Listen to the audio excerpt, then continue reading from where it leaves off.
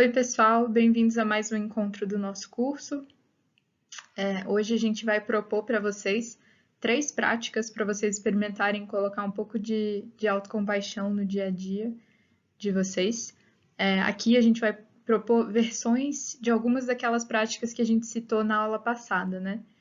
A gente usa variações dessas práticas com os adolescentes nas oficinas, né, do projeto Tamo Junto. E para aplicar essas oficinas, né, é maravilhoso que a gente tenha experiência em primeira pessoa com essas práticas, né? Lembrando que a gente pode ser as referências positivas das quais esses adolescentes tanto precisam, né? E que adquirindo essas habilidades, a gente também pode ensinar elas para eles, pode ajudá-los a adquiri-las também. Então, antes de mais nada, alguns avisos, né? Nessas 3 práticas que a gente vai propor, em primeiro lugar, é normal estranhar, né, o que você está fazendo e ficar um pouco desconfortável às vezes, porque provavelmente é uma experiência nova, né? E a gente se convida, né, a contrapor algumas tendências nossas naturais nessas práticas.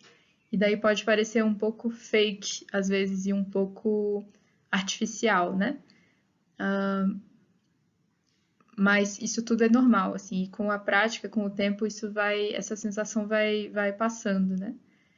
Segundo, é normal que surjam vozes autocríticas, né? A gente falou muito da autocrítica na aula passada, e é normal que essas vozes surjam durante essas práticas, né? Então, não tente lutar contra elas, né? Simplesmente reconheça que elas estão ali, se lembre de que isso é normal, né? Se lembre também que assim, a gente não se livra tão rapidamente dessas vozes, né? A primeira coisa que nos ajuda a reconhecer que essa voz crítica interna está tentando nos ajudar, né? Ela tenta um pouco nos proteger de situações que ela julga que podem ser prejudiciais para a gente, né? Então, essa crítica à nossa própria conduta, né, tem a ver um pouco com uma parte da gente que quer ser melhor ou acha que precisa mudar, enfim, para se proteger, né? Então ela vem com uma boa intenção, mas ela faz isso de uma forma muito contraprodutiva, né? Contraproducente.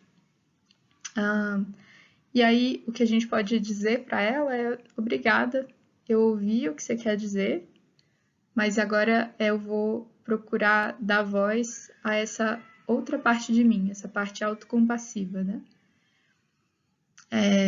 O ponto é só que a gente não vai deixar mais essa ser a única voz que a gente ouve, essa voz autocrítica, né? A gente vai tentar dar cada vez mais força a essa voz autocompassiva.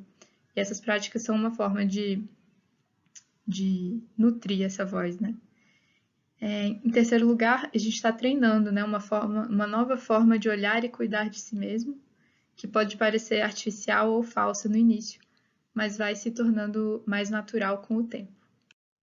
Então, as 2 primeiras práticas que a gente propõe para vocês são práticas guiadas, né, parecidas com meditações guiadas, assim como foi aquela prática de autorregulação que a gente experimentou.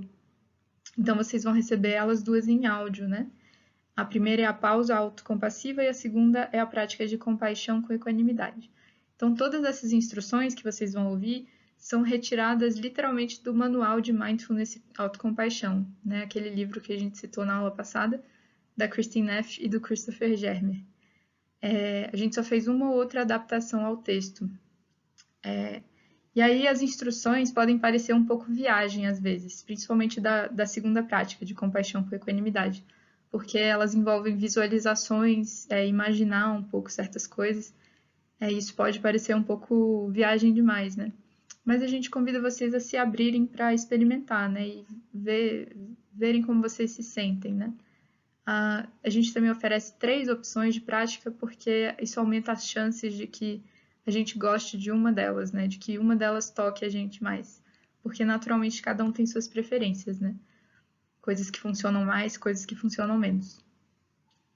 Lembrando que todas essas práticas foram testadas e comprovadas, né? Tem comprovação de que são eficazes, né? São métodos eficazes para lidar com o sofrimento para muitas pessoas, né?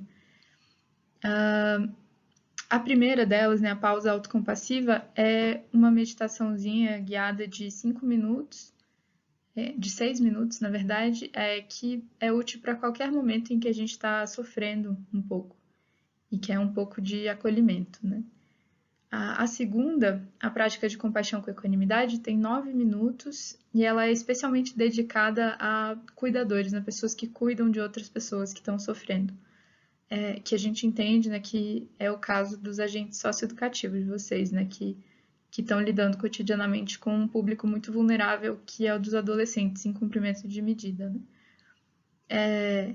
E essa segunda prática, né, é uma forma de se acolher para ser capaz de ajudar melhor o outro, né?